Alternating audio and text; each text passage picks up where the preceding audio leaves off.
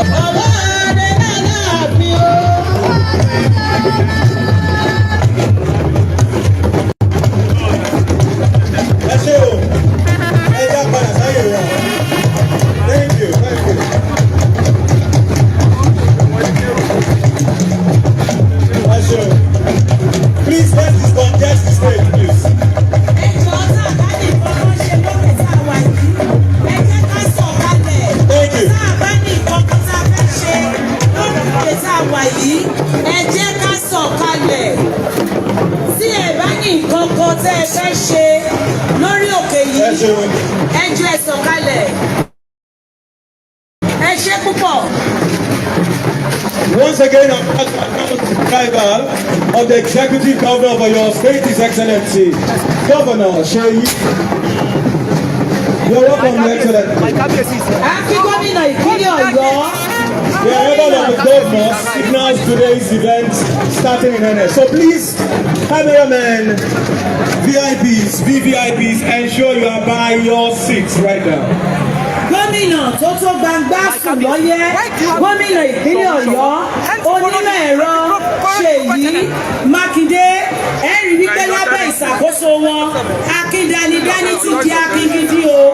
Bẹ́ẹ̀ náà ni Kúrúmbésé ti di òmìrán. Thank you very much. Àti ọ̀run láti ti di àtẹ ẹ̀lẹ̀kẹ̀ ní tìbútòrò ìpínlẹ̀ Ọ̀yọ́. Ẹ káàbọ̀ ọlọ́lá jùlọ gómìnà ìpínlẹ̀ Ọ̀yọ́.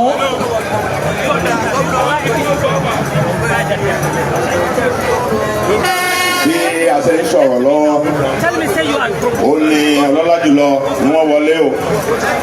Gómìnà ìpínlẹ̀ Ọ̀yọ́, ọlọ́lá jùlọ ẹnjìnà Olúwaṣèyí Mákindé. Gómìnà olùṣètò tó ń mètò àlàáfíà.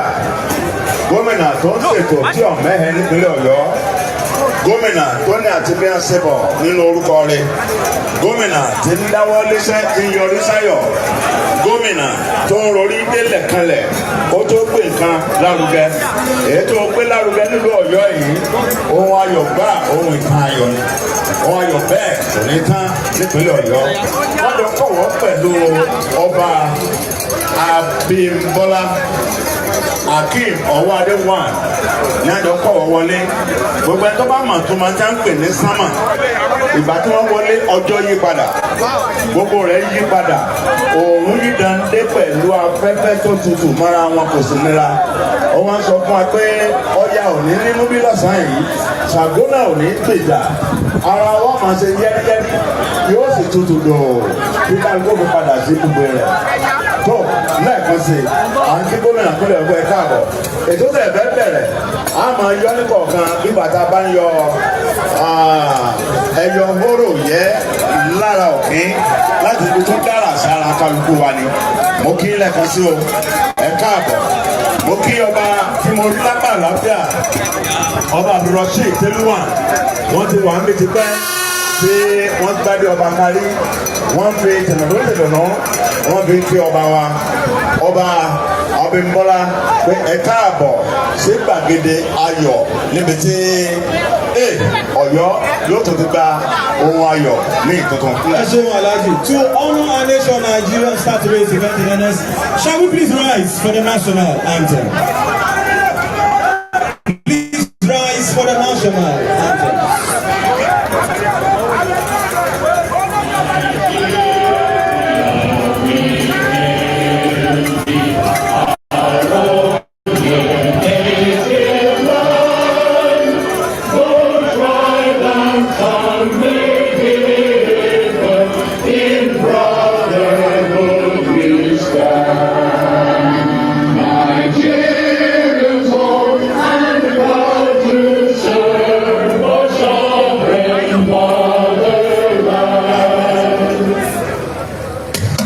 Oyo State anthem.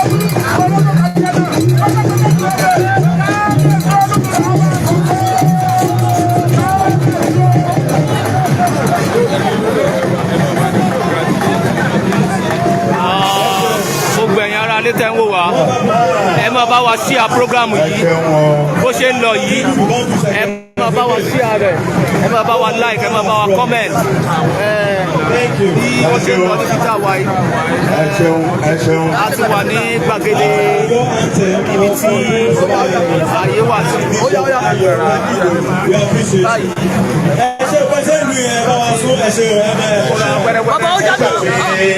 ìròyìn tó mi létí pé níwájú gómìnà ń bẹ̀ yẹn kábíyèsí àwọn èèyàn ti pọ̀ jù. Imperial Majesty ọba Gani Afọlábí Ọláoyè wọ́n ti wá bí báyìí náà ní ẹ̀rí Imperial Majesty ọba Gani Afọlábí Ọláoyè. ọ́fẹ́sì gbàgede gómìnà ọ́fẹ́sì àwọn ọba àgbáyé ló wà ń bẹ̀ pé ẹ ṣeun. There is a position for cameramen. Can we relocate to that place? Agents, please ensure they do that. There's a point for media men, and it's on this other side. Ẹ jẹ́ kí àgọ́ àlápọ̀ ọ̀tún máa ríran rí apá òsì kí apá òsì kó ríran rí apá ọ̀tún. While those that will give us kábíyèsí ọba olúwo àwọn náà ti dé sáàrin wa tipẹ́ kábíyèsí ọba olúwo Abdulaziz Ẹlẹ́yẹlé àwọn òfin wa ní àdúrà nílànà ti mùsùlùmí Araba. Professor Wande Abimbola and go back Adua. Professor Wande Abimbola bàbá wa nìyẹn Professor Wande Abimbola ẹ fún ní àyè ẹ fún ibẹ̀ yẹn ní báàsì kí wọ́n rí àyè máa bọ̀ lórí àpèrè òkè níbi tí ojú ti tó lé tójú ti tó bọ̀.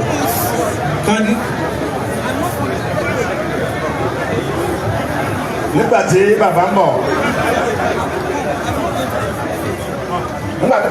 kí wọ́n tó gòkè ń bí mò ń kí His Eminence ààrẹ mùsùlùmí ilẹ̀ Yorùbá lẹ́tà tó fi dẹ́ Ẹdó tí wọ́n tún ṣe ààrẹ Ìbàdàn ojúlọ́mọ Ìbàdàn mo dẹ̀ kí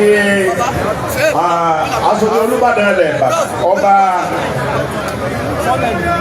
Abímbọ́lá ọ̀tún Olúbàdàn ilẹ̀ Ìbàdàn mo kí ibà o ibà nílé ìbálòpọ̀ ibà Gánàdà sákòlà ń bẹ tukùlì lámbàbàrò òjòjò ní sájọ́mọ́lì ìnájà òde láwọn abẹ́rẹ́ adílé ti pẹ́ yín.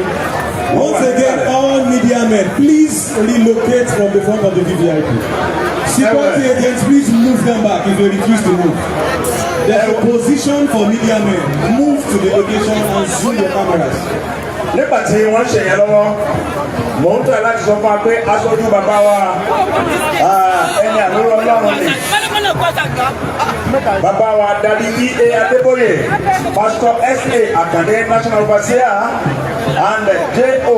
Ọbáyẹmí Overseer Emeritus pẹ̀lú Pastor S. Adéyẹyè Member Board of Trustees RCC wọ́n fi àdúrà kan wálé àwọn tí wọ́n fi sọ wọ́n nìyẹn o bàbá wa Abímbọ́lá wọ́n bọ̀ àwọn ni wọ́n bọ̀ yẹn o àwọn ni wọ́n bọ̀ yẹn o kó tó gòkè mo rí Ṣọ̀ún Ògbómọ̀ṣọ́ ọba Gandhi ọmọ gbẹgbẹgbẹ tó fẹrẹ sí pósí ọmọ gbogbo kó fẹrẹ sáàtà báwọn ọba gbẹ kó fẹrẹ sí pósí tí gbogbo gbẹ kó fẹrẹ sáàtà ẹgbọ́n náà èmi làṣàlẹ̀ fáwọn ṣe àsọ̀rò bí àlà ààrẹ máa ti Ìbàdàn bàbá ló ń bẹ̀ yẹn o bàbá mi Wande Abímbọ́lá ààrẹ of the whole world Olúwaṣeun àrádùn ọ̀pọ̀lọpọ̀ ọjọ́ tí mo ti gbà tí bàbá bá ń sọ̀kalẹ̀ ń wọ́n wí kára ó lè bàbá. Bishop T.V. Adelakun is also here. We'll start with the Christian prayers out. Yeah. Everybody shout hallelujah. If you are happy to be here today, shout hallelujah. Today is the day the Lord has made, and we shall rejoice and be glad in this day.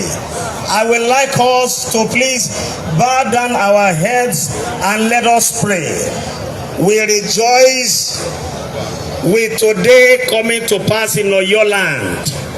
The Bible says it is an abomination for kings to do wickedness, because the throne is founded on righteousness.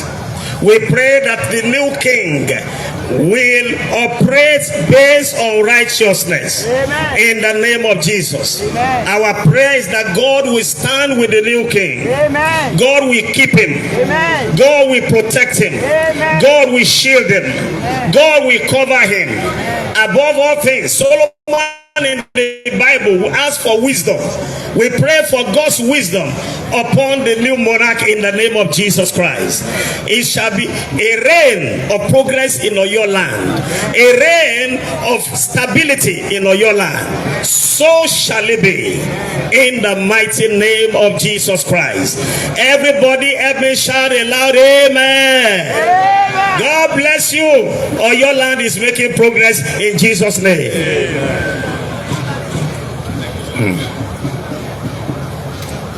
Baba Wande Abimbola wọ́n fẹ́ sọ̀rọ̀ ìwúre tó nípa ẹ káàbọ̀. Ẹ ṣeun.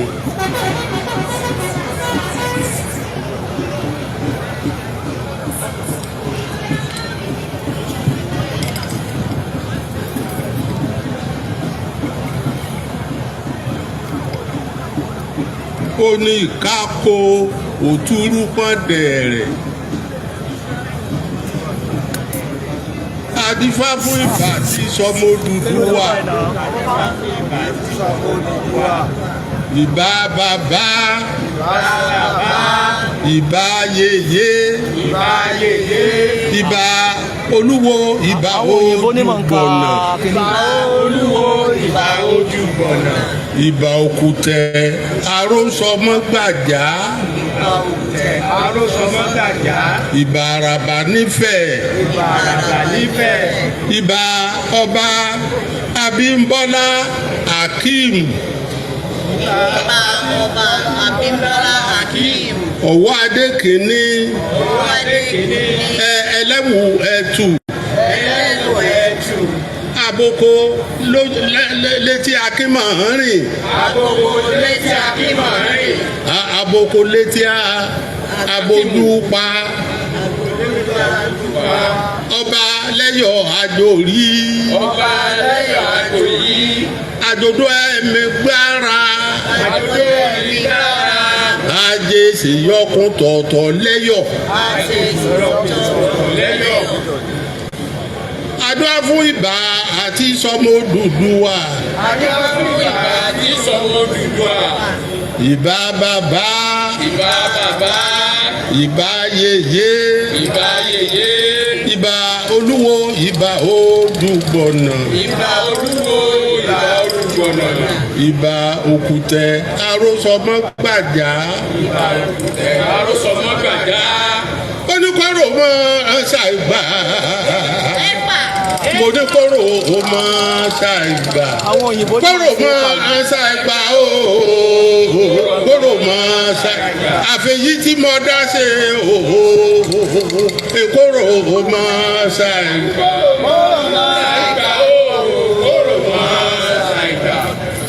Èyí tí mo dá ṣe ooo. Kóró mọ́ ṣàìgbà. Ọ̀kánjúà ni ọ̀jẹ̀ wọn mọ̀ pín. Ẹni apá tọ́ sí. Ìtàn ni wọ́n fún. Ẹni gẹ̀gẹ̀sì àyà tọ́ sí. Wọ́n fún ní kò mọ́ òkun. Àdúrà fún ẹ̀jẹ̀ndínlógún oródù. Níjọ́ tí wọ́n ti kọ̀lé ọ̀run bọ̀ wá sí tayé. Jíjí lajì o labọ́ bá wa o. Jíjí lajì o labọ́ bá wa. Àjíbọ̀ wá bá Alábẹ́jì ògbé. Jíjí lajì o labọ́ bá wa. Ojú òdòdó lẹ̀ àwọlé lẹ́sì ẹ̀. Iná ló dífá fún eléṣì ẹ̀ ọ̀wọ́ léjì ti gàrí ọ̀wọ̀n. Ó jí ní kùtù àì ó fomi ojú ṣògbére ire gbogbo.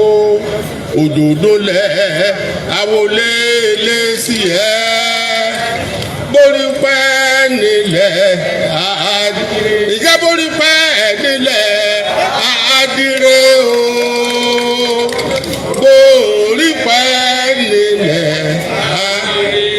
òdòdó lẹ̀ àwòlé lẹ́sì ẹ́ borí pẹ́ nílẹ̀ borí kan bá tún wọ́n àràbà o borí kan bá tún.